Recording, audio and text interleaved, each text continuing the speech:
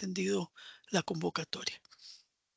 Realmente hablar de este tema de los fondos generacionales tiene una importancia significativa para todos nosotros, porque debemos recordar que la Ley de Protección al Trabajador, que fue promulgada en el año 2020 y estableció realmente la posibilidad de un régimen obligatorio de pensiones complementario para todas las personas trabajadoras, eh, sufre o va a sufrir a partir de marzo del 2025 lo que podríamos catalogar como uno de los cambios más importantes desde su creación, 25 años, casi 25 años después, lo cual viene a constituir este aspecto del que vamos a escuchar la experiencia y un poco la aplicación de la que don Oscar nos va a hablar sobre lo que da origen a los fondos generacionales.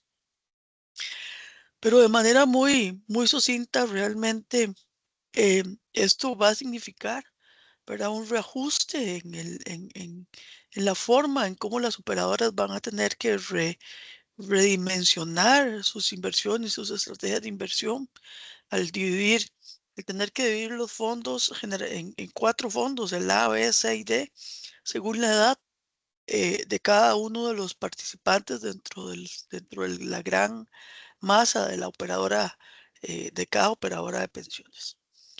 Creo que Oscar hoy nos va a hablar de algunas cosas que nos van a poder aclarar, nos van a permitir aclarar un poco el tema y sobre el impacto y la aplicación que esto va a tener en nosotros.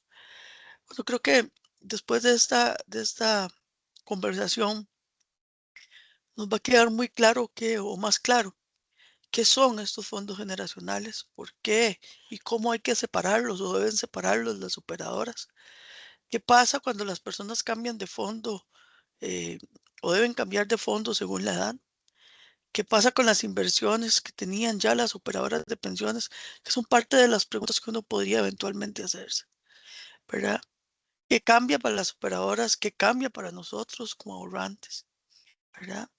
Eh, eh, Básicamente. De nuevo agradecerle a don Oscar Benavides, su, su participación de esta mañana y por supuesto a todos ustedes que se conecten con nosotros. No se guarden las preguntas, ¿verdad? No hay preguntas incorrectas o inadecuadas. Todo lo contrario, creo que es un tema que nos atañe a todos, nos involucra a todos, nos interesa a todos y por tanto es muy importante pues tener una participación y hacer, como decía Sarita, este, las consultas que podamos atender. Si en el espacio destinado no podrían ser cubiertas todas, pues evidentemente podríamos hacer posterior a esta sesión un ABC del, de, del- de la actividad que estamos planeando, que vamos a desarrollar, pues para tratar de darle la mayor cobertura a todos y a todas con sus interrogantes. Buenos días y sin más, agradecerle a don Oscar y pues, por supuesto darle el espacio eh, necesario para su presentación. A todos, muy buenos días. Bueno, muy buenos días. Muchas gracias a doña Silvia, a don Brian y todos ustedes por la oportunidad que nos ha brindado Popular Pensiones de compartir este ratito para poderles tratar de dar alguna información que pueda ser relevante sobre la entrada en vigencia de este modelo de fondos generacionales y poder evacuar, así como nos decían, pues las diferentes consultas que puedan tener sobre este tema y sobre otros temas relacionados a lo que son los fondos de pensiones. Vamos a comenzar con un muy breve preámbulo sobre cómo funciona nuestro sistema de pensiones, cómo ha funcionado el ROP, para poder también entender un poquito qué es lo que ha hecho que sea necesario esta transformación del modelo. Solo les agradezco si me confirman si la presentación ya la tienen, la pueden visualizar y si me escuchan bien para poder dar inicio a la Ya la podemos actividad. ver. Gracias, Perfecto. muy amable. Perfecto, excelente. Bueno, aquí tal vez recordar que Costa Rica, con la Ley de Protección al Trabajador en el año 2020, optó por un modelo o un sistema que se denomina como multipilar, en el cual creo que tenemos ahí una consulta, no sé si. Génesis tiene la manita levantada. Ay, disculpe, es un error. No se preocupe, a la orden. Bueno, muchas gracias. Entonces, optó por un sistema multipilar. Tenemos los regímenes básicos, que el más relevante en nuestro país a nivel de la cantidad de personas que cotizamos a este régimen es el del IBM. Está el Poder Judicial, el Magisterio, dentro de los regímenes sustitutos. Se creó un segundo pilar, que es el régimen obligatorio de pensiones, que específicamente es este, el que se le está cambiando su modelo a fondos generacionales al cual cotizan los trabajadores asalariados. eh, el tercer pilar, que es el régimen voluntario de pensiones, que es un régimen en donde podemos participar cualquier persona en forma voluntaria y con un monto de aporte que puede definir la persona. Este segundo y tercer pilar son precisamente los que administramos las operadoras de pensiones y el denominado régimen no contributivo como cuarto pilar, que también se le denominan en algunos momentos como Pilar Cero, que básicamente son pensiones que se logran otorgar a personas que tienen necesidades. Eh, ¿Qué ha sucedido con el régimen básico? Que ahorita estamos en medio de una discusión de si el IBM va a tener capacidad de darnos la pensión a futuro o no, y que se ha vuelto tan relevante como que nosotros que estamos en el sector escuchamos a muchos jóvenes decir que no quieren abrir pensiones porque de todos modos ya ellos tienen claro que nunca se van a poder pensionar. Básicamente estos modelos son modelos son muy solidarios, tienen una solidaridad intergeneracional en la cual las pensiones se cancelan con los recursos que están aportando los trabajadores activos.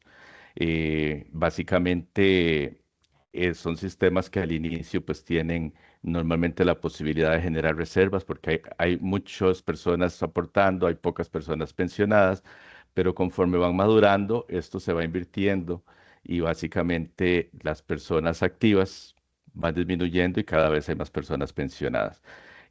Nuestro país, como probablemente lo hemos escuchado en las noticias, tiene un acelerado decrecimiento de la natalidad.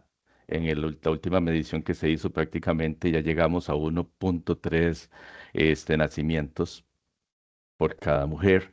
Y esto hace que cada vez haya menos población joven. Nos estamos envejeciendo como país.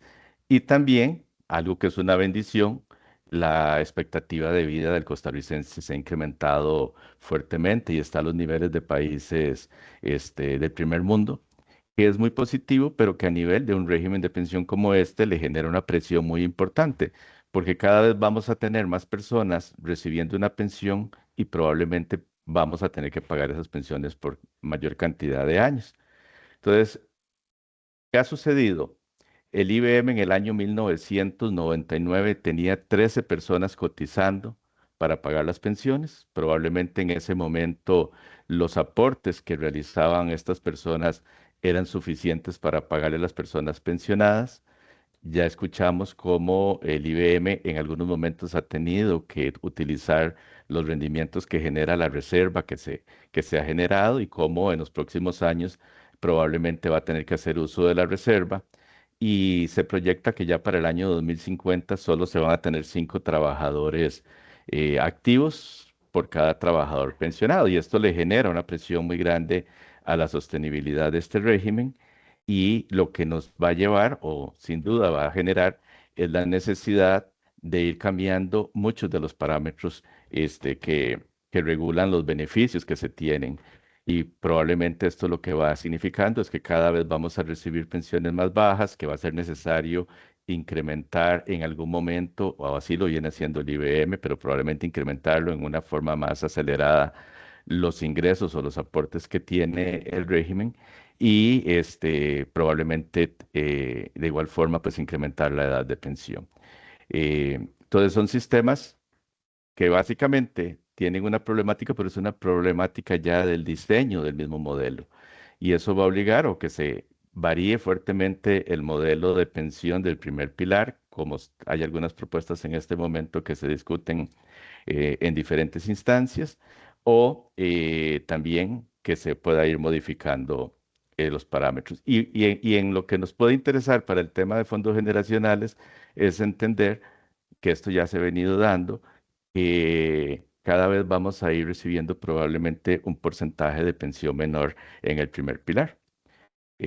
Ahora, el ROP en el año 2020 nace como una pensión complementaria y básicamente, tal y como lo define la ley, lo que intenta es, bajo un modelo diferente que es de capitalización individual, complementar los beneficios que da el régimen del IBM. Entonces, antes de la ley de protección al trabajador, nosotros, cada tal persona que se pensionaba iba a recibir una única pensión, la del régimen básico, y desde hace algunos años que ya se comenzaron a pagar las primeras pensiones en el segundo pilar, y ahora tenemos una pensión compuesta. Recibimos una mensualidad del IBM y recibimos también una pensión del ROP de este segundo pilar. La ventaja que tiene este régimen en relación al régimen básico sobre esta coyuntura que hablábamos de envejecimiento poblacional es que al ser de capitalización individual, realmente cada trabajador tiene en la operadora donde está afiliado una cuenta a su nombre. Ahí ingresan los aportes mes a mes, los rendimientos que le va generando la inversión de los recursos van quedando en el saldo que ustedes ven en los estados de cuenta que reciben en el ROP. Y entonces a pesar de que tiene una problemática que es que no son fondos solidarios, aquí realmente cada trabajador se está formando su propia pensión complementaria. Y entonces se dice que al final vamos a tener una pensión que va a ser producto del esfuerzo o de las posibilidades que tuvimos de generar nosotros nuestro propio ahorro. ¿Cómo se financia? El 325 surge de aportes patronales, hubo una redistribución de cargas sociales con la Ley de Protección al Trabajador y un 1% corresponde al aporte obrero que por ley orgánica del Banco Popular desde el año 1969 era trasladado al Banco Popular y que antes se le devolvía a los trabajadores, las personas ahí, tal probablemente nuestros papás en algún momento fueron a hacer filas al banco que le devolvían una vez al año ese ahorro, pues desde el año 2020 este 1% más bien se acredita en la cuenta del trabajador en el régimen obligatorio de pensiones. Y cuando vemos por qué estamos transformando el ROP, tal vez es importante que podamos dimensionar un poquito. Creemos que el producto ha funcionado muy bien, se ha hecho una buena labor con estos regímenes, pero las necesidades que van surgiendo van obligando a hacerles mejoras, a hacer variación en esos modelos. Hoy cotizan al ROP o tenemos un total de más de 3.120.000 personas que tienen cuentas en el ROP, 73.000 personas pensionadas. Ya se alcanza una cartera total de recursos, o sea, los saldos de todos estos afiliados de más de 12 billones de colones. Esto representa prácticamente el 25% del PIB. Y es ya más grande los fondos que se tienen acumulados en el ROP que los propios en el IBM, por ejemplo, solo para que lo dimensionemos, digamos, en la importancia que ha generado este ahorro, que si no se hubiera hecho esta este, ley de protección al trabajador y se hubiera implementado, pues probablemente esta cantidad de ahorro que tiene Costa Rica y que tenemos los trabajadores, pues probablemente no existiría. Tasas de rentabilidad que se han logrado generar muy positivas, muy competitivas cuando lo comparamos con otros regímenes similares en otros países.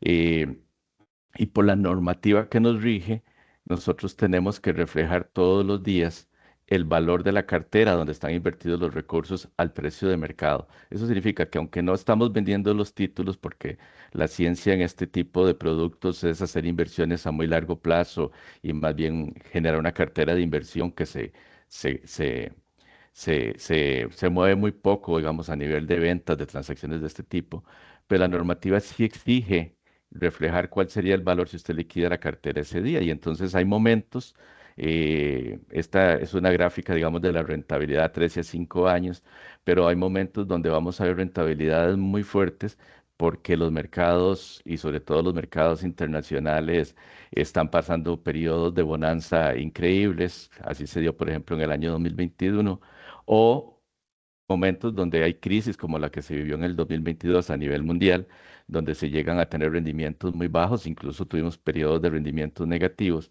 y entonces eso le puede generar al trabajador, dependiendo del momento en que hace uso de sus recursos, o una situación muy positiva si se pensiona, por ejemplo, en el momento en donde los mercados están muy bien, o alguna posición negativa cuando es bajo. En definitiva, lo que sucede con las inversiones es que en el largo plazo siempre va a haber un crecimiento y hay rendimientos muy positivos, pero en el corto plazo podemos estar asumiendo riesgos, sobre todo para las personas que están próximas a pensionarse. Y ahorita vamos a explicar un poquito entonces en qué viene a ayudar el modelo para estas situaciones. Esta es una gráfica que hizo el IBM antes de la reforma que entró a regir este año, que disminuye un poquito los porcentajes de pensión que vamos a recibir. Pero básicamente aquí lo que tratamos es demostrar cómo el proceso de complemento de las dos pensiones intentan darle a las personas un porcentaje de pensión, le denominamos tasa de reemplazo, que significa qué porcentaje van a significar los ingresos por la pensión en relación al salario que teníamos al momento de pensionarnos. Ejemplo, si la persona se está pensionando hoy, recibía un salario de 1 millón de colones y va a recibir el equivalente a un 60%, o sea, 600.000 colones entre la pensión del IBM y del ROP, hablaríamos de una tasa de reemplazo del 60%. La óptima a nivel internacional se habla de entre un 70 y un 80 para que las personas puedan mantener una calidad de vida adecuada al momento de su pensión. Y aquí vemos cómo dependiendo de la cantidad de años efectivamente cotizados por la persona, al pensionarse va a recibir entre un 45 y un 55% del IBM. Ya en este momento es un porcentaje un poquito inferior, o va a recibir entre un 15 y un 20% en el ROP. El ROP se hizo con el objetivo de llegar a complementar en un 20%, y entonces nos vamos a mover con ingresos entre un 60 y un 75%. ¿Cómo estamos hoy? Básicamente ya a junio de este año, el promedio de pensión que ha pagado el IBM es de 334.000 colones. El promedio de pensión que se está pagando en el ROP es de 98.000 colones. Y las personas en promedio se están pensionando con ingresos totales de 432.000 colones. Entonces, esto es un poquito para decirles, no es que el ROP no ha funcionado adecuadamente, realmente el ROP se ha logrado distinguir a nivel de la rentabilidad que nos ha generado a los trabajadores, este, en forma muy competitiva. Es un producto que ya está permitiendo pagar las pensiones a más de 75.000 personas, pero con los retos que enfrentamos a nivel de todo el cambio generacional que está teniendo, o demográfico que está teniendo nuestro país, y a nivel, digamos, de los retos que se van teniendo a nivel del manejo de las inversiones. Entonces se creó la necesidad de revisar el modelo, y es donde se está proponiendo este modelo de fondos generacionales. ¿Por qué entonces la reforma? Hay que tratar de ajustar los beneficios totales que recibimos los trabajadores bajo un contexto donde es muy claro que el régimen del primer pilar no va a poder sostener los niveles de beneficio que nos otorga hoy. O sea, con el tiempo van a tener que probablemente irse disminuyendo estas pensiones, y ahí es donde el segundo pilar pues debe entrar a complementarlo. Eh, es difícil con la situación de nuestro país y también la situación de los trabajadores y patronos, que podamos pensar en incrementar fuertemente las contribuciones al primer pilar, eh, para poder de alguna forma mejorar la sostenibilidad de este régimen. Y una de las alternativas en paralelo a las mejoras que se puede hacer en este primer pilar es el fortalecimiento de las pensiones en el régimen obligatorio de pensión para el trabajador. Por otra parte, la OCDE, que estamos afiliados como país desde hace algunos años con ellos, viene generando una hoja de ruta para ayudar a los países a crear o fortalecer los modelos de pensiones privados, como el ROP y el Plan Voluntario, que se manejan en Costa Rica. Y básicamente la recomendación va enfocada a la implementación de estrategias de inversión que estén ligadas al ciclo de vida de las personas. Hoy el ROP nos genera una estrategia de inversión igual para cualquier persona, sea una persona joven que está ingresando a la vida laboral, sea una persona que ya tenga 10, 20 años de estar cotizando para su pensión, o sea, una persona que esté próxima a pensionarse, incluso los mismos pensionados son manejados en ese fondo. Y, y esto genera algunos riesgos y algunas posibilidades de mejora. Y entonces, ¿qué objetivo tiene el establecer este modelo de fondos generacionales? Tiene dos objetivos que podríamos decir fundamentales. El principal es el incrementar la tasa de reemplazo, o sea, que el ROP nos genere una pensión adicional que represente un porcentaje mayor de nuestro salario al momento del retiro, que esto se va a lograr sobre todo con las generaciones jóvenes que están iniciando con este modelo. Y por otro lado también el poder generar un resguardo mayor a los recursos de las personas que ya están próximas a pensionarse o que están pensionadas y tenerlos menos impactados por los riesgos que puedan generar los mercados. Supen se decantó específicamente, después de todo un análisis, por el modelo de fondos generacionales y este es un modelo que ya opera en México desde hace algunos años. Tuvimos la experiencia de visitar operadoras en México para conocer de previo cuál fue la experiencia de ellos, cómo lograron implementar esto y la sensación que ellos tienen es que el modelo ha sido positivo a pesar de que en México en este momento hay una situación a nivel de lo que son los sistemas complementarios, diferente a la nuestra, que fue que a nivel de los patronos, trabajadores y Estado lograron ponerse de acuerdo para hacerle un incremento importante a los montos de aporte que se realizan a este segundo pilar. Entonces, probablemente eso también de alguna forma afecta esa visión tan positiva que tienen sobre el modelo, pero no encontramos elementos donde nos dijeran que el modelo para ellos no sea funcional. Y eso, digamos que de alguna forma, pues es una buena noticia, ¿verdad? Pareciera que en las experiencias que ya existen, pues ha funcionado adecuadamente.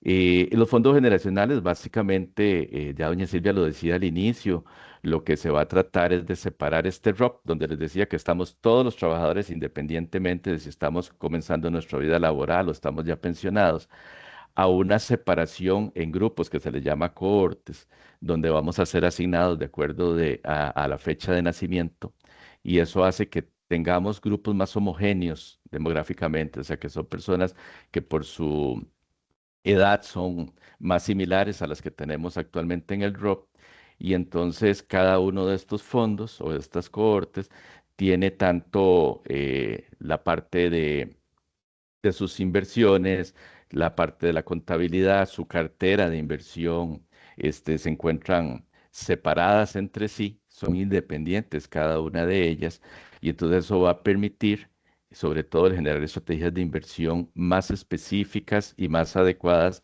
para cada uno de los grupos generacionales. Entonces va a ser muy diferente cómo una operadora establezca las inversiones que realiza a las personas jóvenes a las que va a realizar a las personas cercanas ya a la pensión o ya pensionadas. ¿Qué significa esto? Y lo que le trataba de explicar en estos dos objetivos.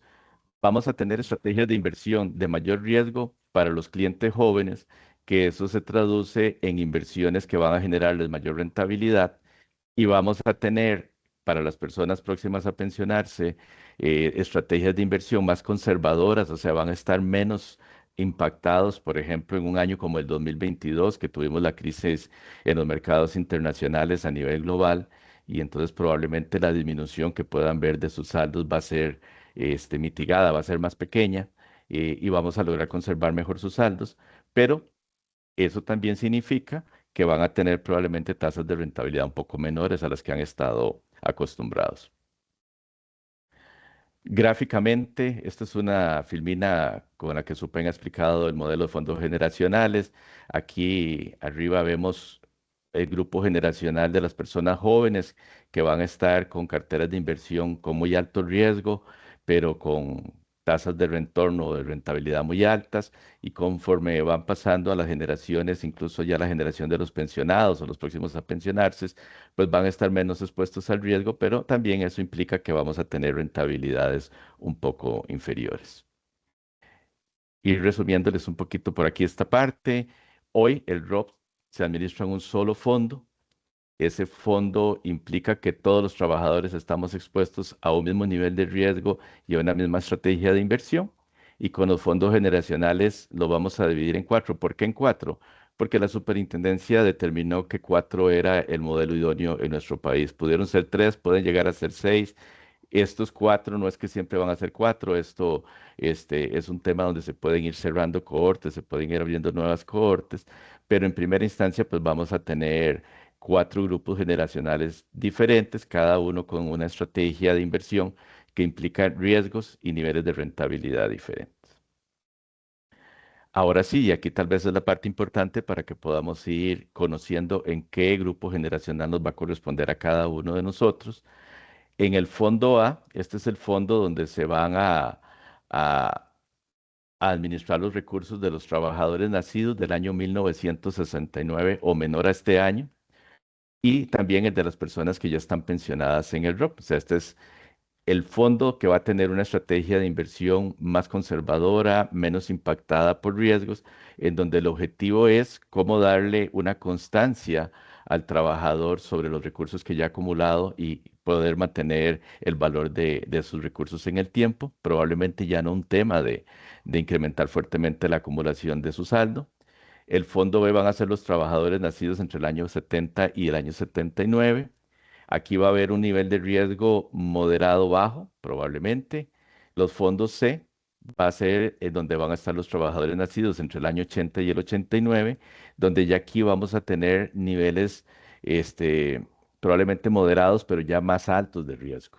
Y por último, el grupo D, que son las personas que son muy jóvenes, que van a tener toda una vida por delante para poder recuperar en sus saldos acumulados, crisis como las del año 2022, que van a estar expuestos a niveles de riesgo muy elevados, pero van a generar también rentabilidades muy altas.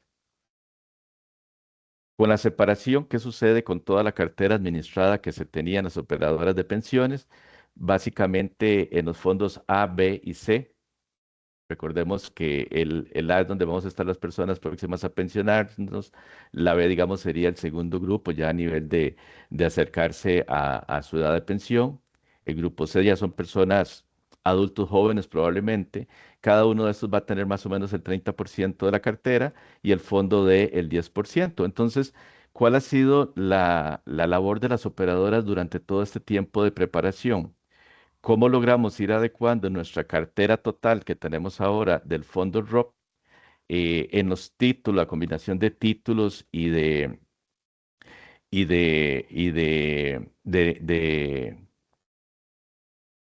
la antigüedad o del periodo de estas carteras a lo que vamos a requerir para que en esta separación podamos tener el portafolio más óptimo para cada una de estas cuatro cohortes? El grupo más joven va a tener el 10% de la cartera.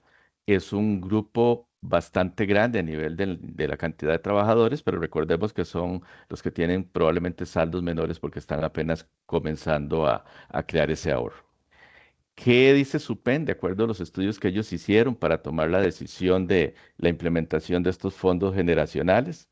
Básicamente lo que nos dice es que hoy el ROP proyectaba tener pensiones que equivalían a un 16.5% de tasa de reemplazo y que con los fondos generacionales, de acuerdo a los análisis que ellos hicieron, en un escenario moderado podría llegarse a un 19.8% y en uno agresivo a un 20%. Entonces estamos hablando de que este modelo a las personas conforme más años puedan estar participando del modelo, probablemente impactando sobre todo, les decía yo, a los más jóvenes, pues van a poder ver incrementado este el monto que les va a aportar de pensión el régimen obligatorio.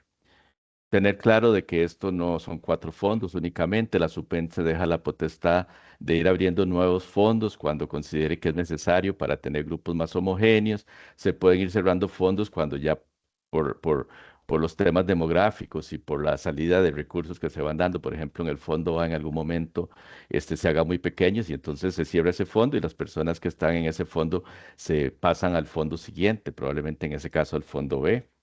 Eh, no hay variaciones en el costo de administración.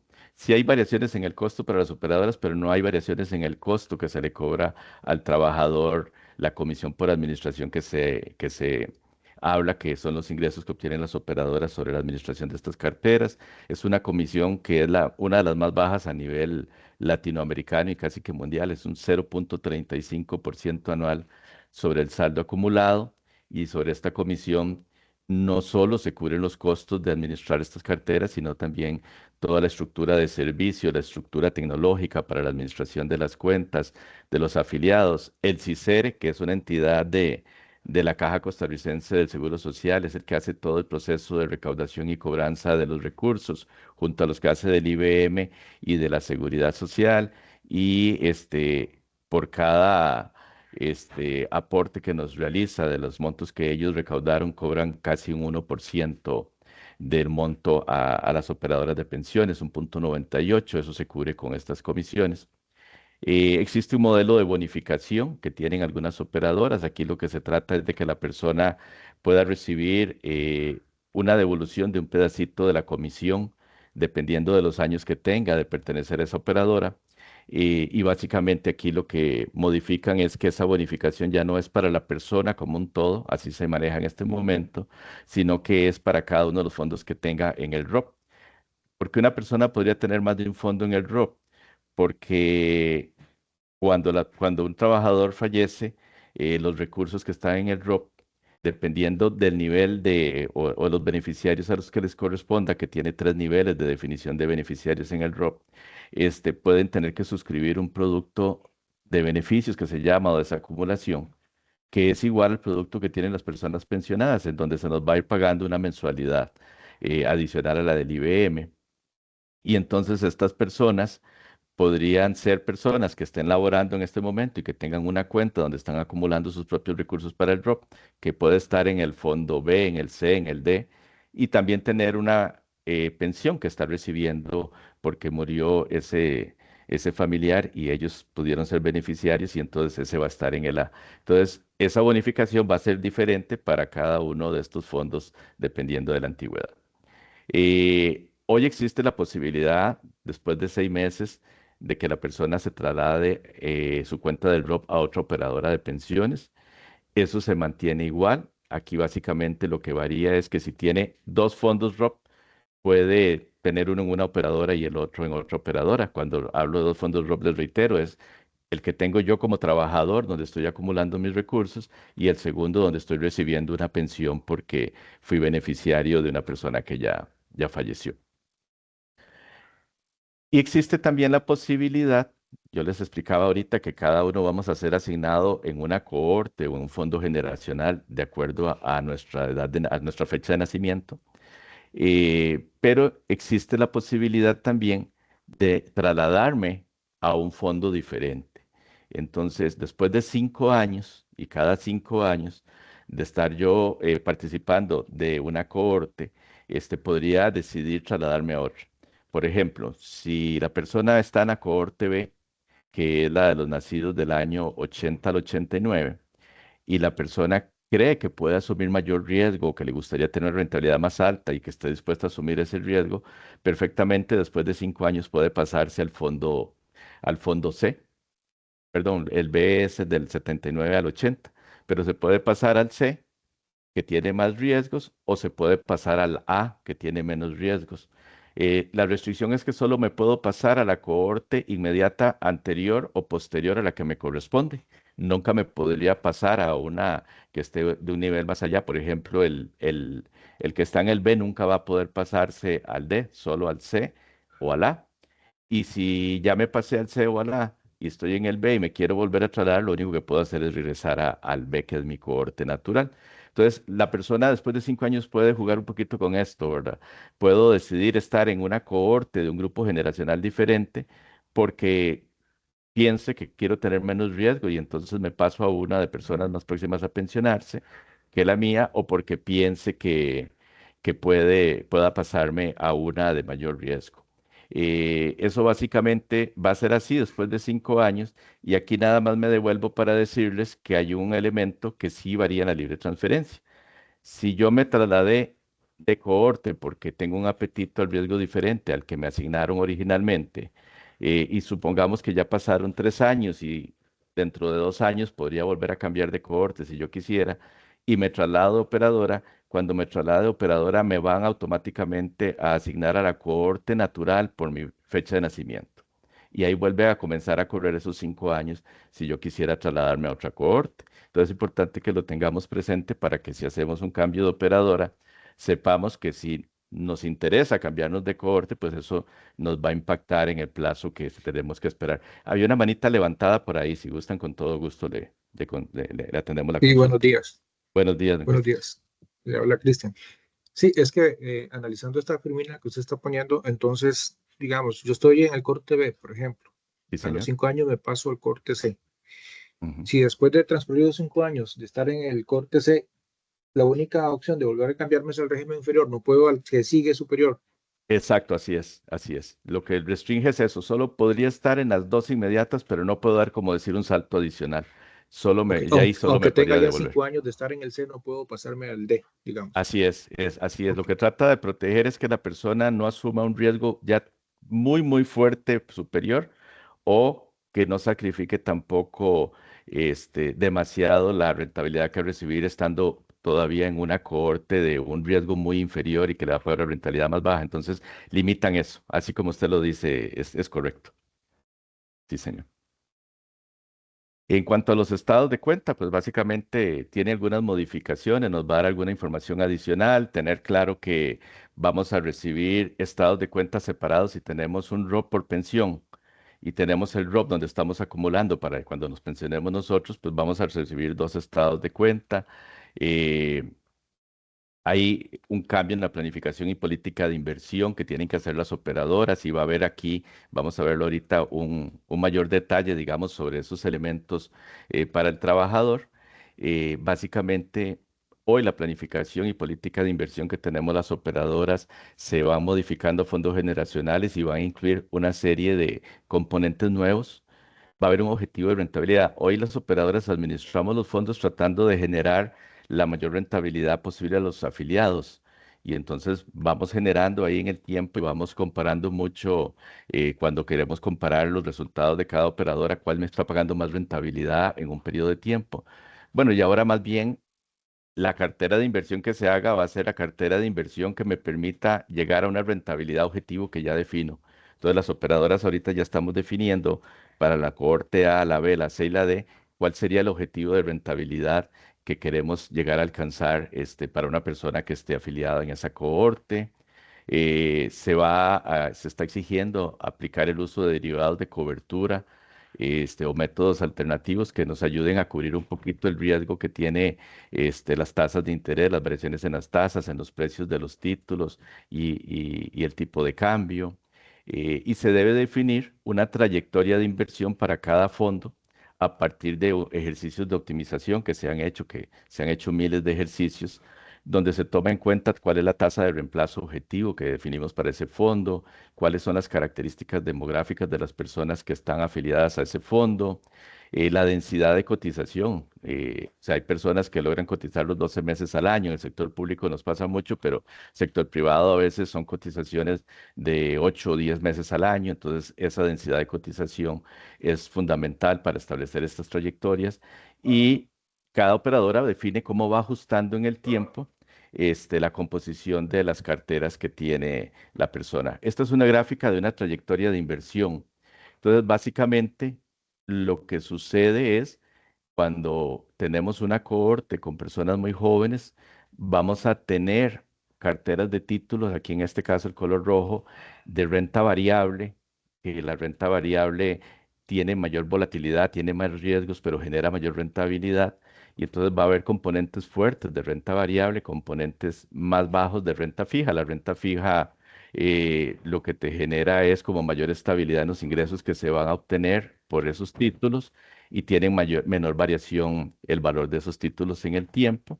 Y entonces, conforme esta cohorte, porque siempre vamos a pertenecer a la misma cohorte, salvo que decidamos trasladarnos por cuenta propia, pero entonces la trayectoria que va generando la composición de la cartera, la operadora en el tiempo para esa cohorte, va haciendo que conforme van pasando los años, cada vez vamos disminuyendo la exposición que tiene a la llamada renta variable. Esas son inversiones en acciones y otros tipos de instrumento de mayor riesgo para que tengamos fondos más conservadores, aunque va estando asociado pues ya a menores niveles de rentabilidad. Y esa renta variable la vamos sustituyendo por otros tipos de activos de renta fija que tiene menor riesgo y menor volatilidad, papel comercial, efectivo para pagar las pensiones, etcétera. Entonces vamos a recibir en nuestro estado de cuenta una gráfica similar a esta, donde nosotros podemos conocer desde el inicio qué es lo que me está proponiendo mi operadora y parte de la ciencia que es cómo voy haciendo esta transición de una forma optimizada, o sea que podría llegar al año 25 y hacer una venta de títulos para acomodarme, por ejemplo, a una menor exposición a renta variable, pero eso me puede impactar riesgos de pérdidas de capital, o si más bien voy poco a poco disminuyéndolo, como se ve en este segundo cuadro, y lo voy ajustando en el tiempo para que esa transición no le genere riesgos a los afiliados. Entonces, eso es parte de lo que vamos a recibir también en el estado de cuenta, y tal vez el fondo, y por eso cerramos con esta parte de este modelo de la trayectoria de inversión, es la definición de esa estrategia de inversión, cuál va a ser la combinación de activos que se maneje en el tiempo para la cohorte y cómo los vamos ajustando en el tiempo para que conforme van pasando los años, se vaya disminuyendo la exposición a renta variable y se vaya incrementando la cartera de renta fija. Eh, y ya la normativa misma establece, adicional a un montón de límites que tenemos hoy en la inversión del ROP, que ayudan a mantener un nivel de seguridad adecuado para los afiliados, pues ya se incluyen nuevos límites. Entonces ya desde que entró a regir este modelo, ya tenemos definido, por ejemplo, que para las personas que vamos a estar en el fondo A, nacidos del 69 en adelante, cuando entre a regir en marzo del otro año, va a poder tener un máximo de un 30% en renta variable, que para el año 2040 no va a poder tener más de un 20%. Si una persona está en el fondo B, si es una persona bastante joven todavía, va a poder tener hasta un 60% en renta variable, y cada 10 años va a disminuir un 10% hasta llegar en el 2060 a un 20%. Eh, Esto es más o menos una trayectoria de inversión teórica, donde al inicio se busca maximizar el potencial de retorno. O sea, las personas todavía tenemos mucha capacidad, capital humano, para trabajar muchos años y podemos recuperar cualquier impacto relevante en rentabilidades. Conforme pasan los años, básicamente lo que vamos a tener son saldos acumulados bastante importantes, ya menor capital humano residual para nuestra labor, y entonces se va disminuyendo ese riesgo para que podamos ir preservando esos recursos, y como ya a partir del momento de la pensión, pues lo que se trata es de mantener el valor del ahorro que teníamos en el tiempo para tratar de maximizar los años donde recibamos esa pensión. Entonces, básicamente en el fondo de este modelo, en lo que consiste es en ubicarnos en un fondo que nos debemos estar de por vida, salvo la excepción de que queramos cambiar ya por decisión propia, y que ese fondo va a llevar una administración de cartera que se va ajustando en el tiempo a las condiciones que óptimamente deberíamos tener nosotros para ir maximizando al inicio los rendimientos y para ir preservando el capital cuando nos aproximamos al momento de pensión. Ahora, este modelo de fondos generacionales va a ayudar a incrementar el porcentaje de tasa de reemplazo a las personas jóvenes, a los que están comenzando ahora, que van a tener todavía 30, 40 años participando de este modelo. Los que estamos próximos a pensionarnos, pues nos va a ayudar en que nos va a proteger un poquito más de situaciones como la vivida en el año 2022, con la crisis de los mercados internacionales. Probablemente no vamos a tener un impacto tan grande en la mejora de la tasa de reemplazo. Inicia, ya les adelantaba, 31 de marzo del 2025 se va a hacer la separación de los fondos, y a partir del 1 de abril ya los vamos a recibir. Y la otra pregunta importante que nos debemos contestar es, ¿qué debemos hacer como afiliados? No hay que hacer nada, o sea, cada operadora nos va a asignar en la cohorte que nos corresponde por ley, tal vez revisar en el momento de la separación que quedamos en la cohorte adecuada, porque Hay muy pocas personas, pero hay personas incluso inscritas en el registro en nuestro país. Igual pasa con el tema de las personas extranjeras, este, donde las fechas de nacimiento pueden tener algún error. Y tenemos personas en nuestro padrón con 120 años, por ejemplo, y no son difuntos o no están registrados como difuntos. Entonces, si hay un error en el registro, que pueden ser muy pocos casos, y si fuéramos uno de esos casos, pues podríamos quedar asignados en una corte que no es la que nos corresponda, pero eso sería probablemente el menor de los casos.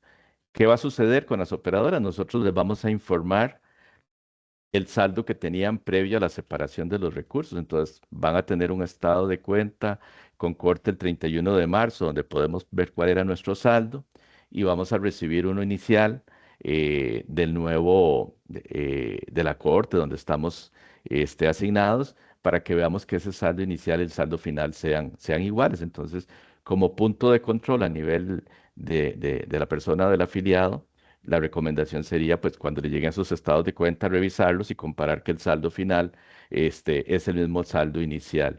Y de ahí en adelante, pues, tendríamos que esperar 5 años en caso de que consideráramos que nos corresponde hacer un cambio de corte. Por ahí esta era la presentación que les teníamos. Más bien quedamos aquí a las órdenes de cualquier consulta que ustedes quieran que les contestemos. Muchas gracias, doña Sarita. Don Oscar, en el chat tenemos dos participaciones. Claro. Primeramente, Sandra Peralta dice, hace algún tiempo me pasé de BCR Pensiones al Popular Pensiones, pero no me han enviado los informes mensuales, a pesar de que los he solicitado en varias ocasiones.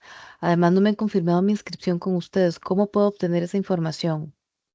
Perfecto. Si gusta, me puede remitir un correíto. No sé si ahorita podemos compartir ahí mi correo, con el número telefónico para poner un ejecutivo que le verifiquen su correo. Aquí lo que podría estar pasando son dos cosas. Uno, que el correo no esté actualizado, o dos, que por alguna razón le esté filtrando los correos que llegan de parte de la operadora. A veces nos sucede que como se manda información periódica, a veces nos pueden poner como spam y entonces tal vez no lo podamos ver, pero ahorita si quiere aquí les escribo en el chat mi correo electrónico, me manda un correíto con los datos y el teléfono para contactarla y le revisamos y un ejecutivo le puede por ahí pues hacer alguna corrección si hubiera que hacerlo. Don Oscar, igual en un ratito yo lo voy a subir al chat. Otra consulta, don Giovanni Cambronero dice, hay variaciones en el modelo de pensiones voluntarias no obligatoria. No. Continúa, ok. Ese continúa igual, ¿no? Ese no se Ujú. está viendo afectado por el tema de fondos generacionales. De hecho, de momento se está a la espera de que hay un reglamento nuevo que va a comunicar la superintendencia, que le hace una serie de mejoras al producto y sobre todo a las posibilidades que tienen los clientes para poderlo obtener con mayor facilidad. Tenemos muchas restricciones normativas que nos obligan a hacerlo manual y temas que ahí se estaría mejorando, pero fuera de eso se sigue administrando de la misma forma. Don Giovanni hace, bueno, dos preguntas más. La siguiente es, y sobre pensiones voluntarias no obligatoria, ¿qué resulta mejor actualmente? ¿Ahorrar en dólares o en colones? Vamos a ver, yo en este momento las tasas de interés que están pagando los títulos en dólares es superior a los de en colones. Pero mucho de tal vez lo que nosotros les podríamos recomendar a nivel de esa pensión es que es mejor ahorrar en la moneda que nosotros normalmente estemos recibiendo nuestros ingresos, porque son productos de muy largo plazo y entonces en algún momento nos puede ser más funcional tenerlo en una moneda que en otra, pero en ese plazo van a ir variando las condiciones de la rentabilidad que se pueden generar. Hoy Costa Rica tiene una condición donde estamos pagando tasas de rentabilidad en algunos instrumentos superiores en dólares, incluso que a colones, que eso no es típico, pero no son condiciones que se mantengan en el largo plazo. Sin embargo, si tuvieran la duda, sí les podría decir que uno tiene la posibilidad de abrir un plan voluntario y de cambiarlo de moneda. sin perder la antigüedad y sin perder las condiciones. Entonces, si uno tiene la duda y en este momento prefiriera abrir uno en dólares y mantenerlo un tiempo y en algún momento cambiaron las condiciones, uno puede acercarse al operador y pedirle que quiere mantener ese mismo producto, pero que quiere cambiarlo a un producto en colones. Eso se puede hacer. Entonces, eso disminuye un poquito, digamos, el riesgo de tomar una decisión. Va más un poco donde nos sintamos cómodos. Ahorita, por ejemplo, con el tema de tipo de cambio, ha golpeado muy fuertemente las personas que tienen los títulos en dólares, porque el valor les ha caído muy fuertemente. Algunas personas tienen la expectativa de que eso puede ser bueno porque hoy compro dólares baratos y que va a subir en el tiempo, pero por lo menos lo que se maneja a nivel del mercado es que probablemente difícilmente volvamos a llegar a ver en el corto tiempo tipos de cambio de 600, 700 colones. Expectativas de corto y mediano plazo es que se mantenga entre 500, 530 colones. Entonces, a veces también la expectativa es esa, cómo aprovecho este, este momento de un tipo de cambio tan bajo para poder tener una ganancia por tipo de cambio, pero no se visualiza que vaya a haber una reversión tan grande en el corto plazo.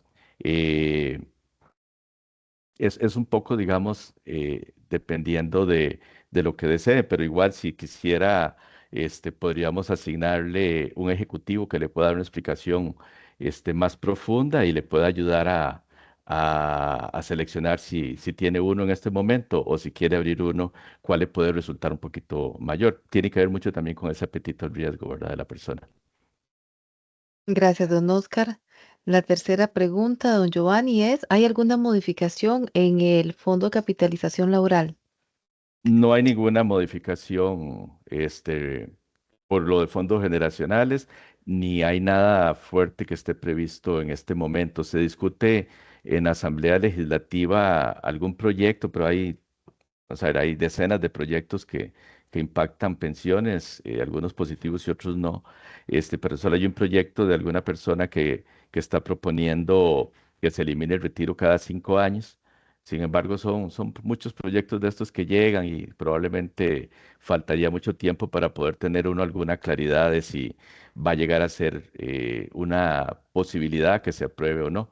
Pero de momento es lo único que escuchamos en relación al FCL y está en una etapa muy incipiente.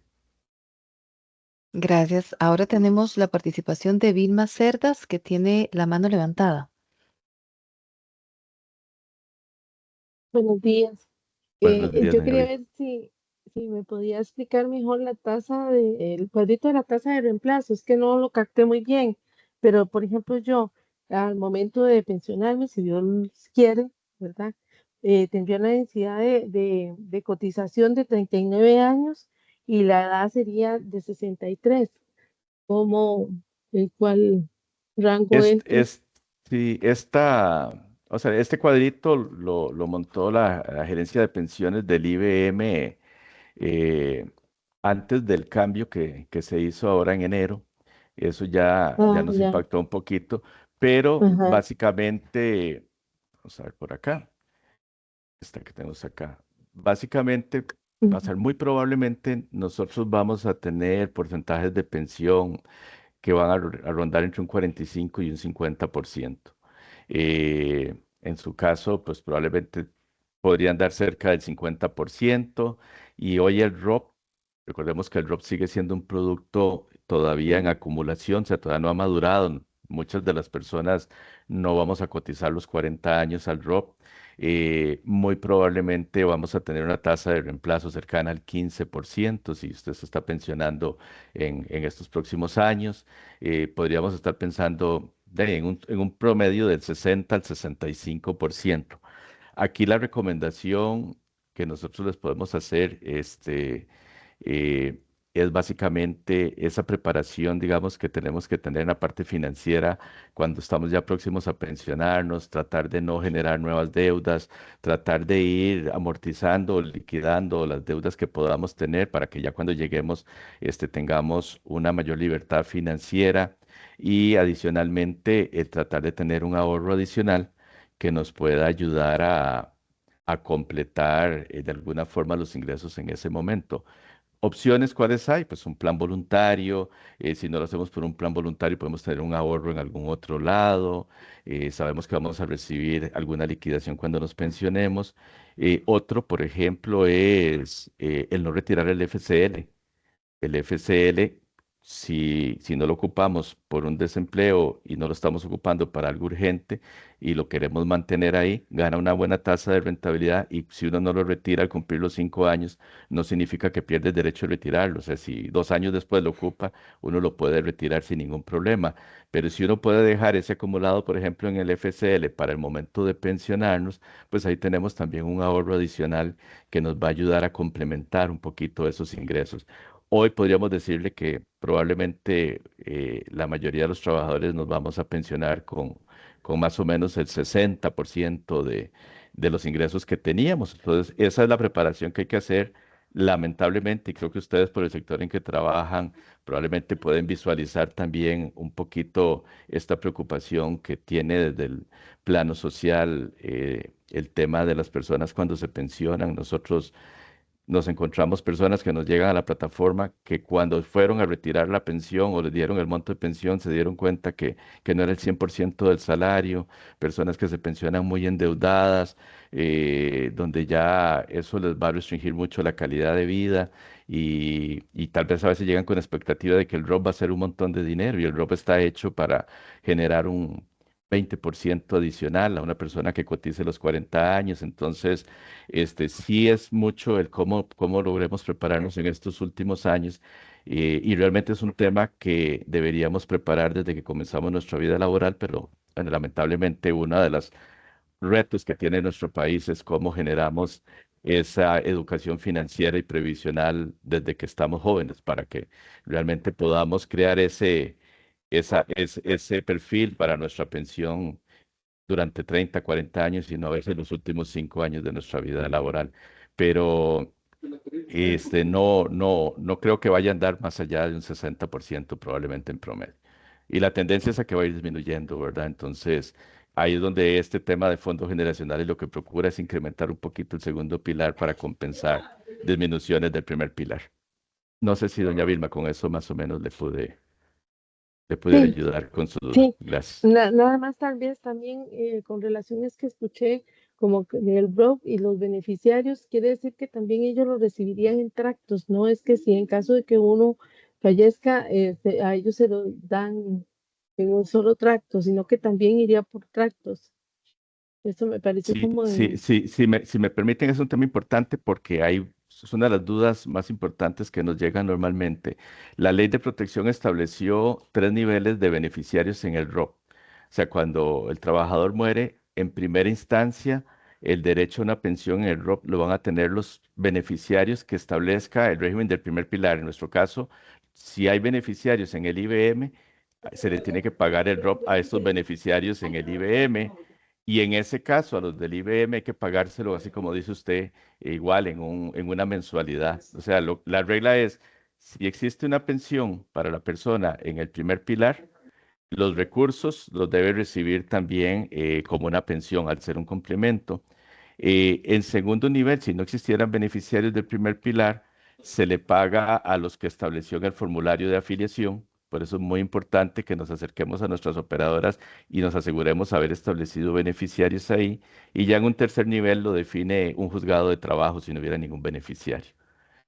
Pero sí, en primera instancia, si es el beneficiario que también recibe una pensión del primer pilar, lo va a recibir igual en una mensualidad. Perfecto, gracias. Con mucho gusto. Tenemos otra consulta de Lorena Calvo Castro. Buenos días. ¿La pensión voluntaria la entregan en su totalidad al momento de la pensión? Sí, de hecho, la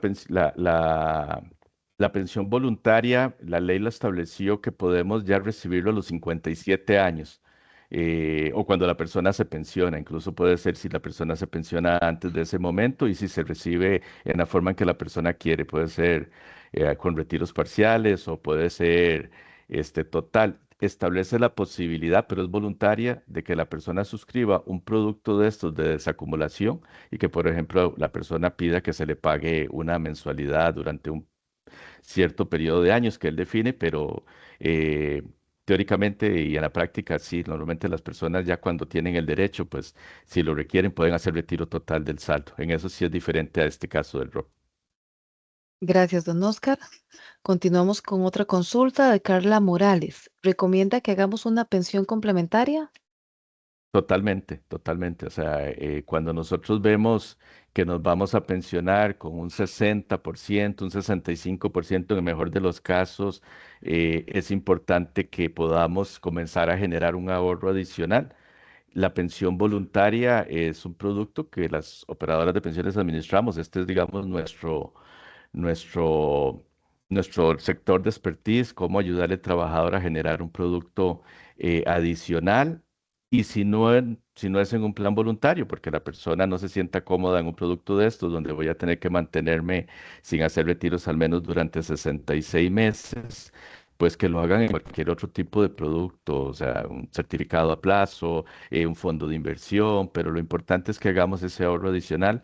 En el régimen voluntario, la ley de protección estableció beneficios fiscales y sobre las cargas sociales que pagamos. Entonces, el trabajador puede pedir hasta por un 10% del salario sobre el monto que aporta, que le disminuyan el salario sobre el que se calculan cargas sociales e impuesto de renta. Entonces, son beneficios que nos pueden ir ayudando a que esa acumulación sea mayor. Entonces, yo creo que es importante. No hemos logrado en Costa Rica todavía tener un régimen voluntario tan robusto como el del ROP, pero creo que al final es una necesidad que vamos a tener todos eventualmente. De igual forma, si alguien tiene algún deseo de que lo llame un ejecutivo o algo, me escriben al correo y nosotros le asignamos un ejecutivo para que les explique más sobre el producto o los asesoren cómo poder hacerlo. Gracias, don Oscar. Continuamos con una consulta de Rita Pereira. ¿Las personas que se indicaron como beneficiarios pueden cambiarse? Sí, no hay ningún problema. Tienen que acercarse a la operadora de pensiones y se firma un documento, un adendum al contrato donde se modifican esas personas. Creo que la siguiente consulta está relacionada. Mariela Céspedes, ¿es necesario personarse a una sucursal para actualizar personas beneficiarias o existe alguna opción para hacerlo virtual con firma digital? Gracias por este Eh, espacio y la excelente información. Feliz día a No, todos. gracias, con todo gusto. A nosotros nos lo puede decir, bueno, a la operadora donde estén afiliados, en el caso que no seamos nosotros, depende de los servicios que le ofrezcan. La mayoría sí lo podemos hacer virtual, se puede hacer a través del correo electrónico o se puede hacer a través de la línea que tenemos para dar servicio al cliente. Entonces, sin ninguna duda lo puede hacer por esos medios. Igual si alguno quisiera que le hagamos la revisión y le podamos remitir la información de quiénes son los que tienen afiliados o designados como beneficiarios. Si quiere hacer alguna modificación, el ejecutivo los puede llamar y les ayudamos con el trámite.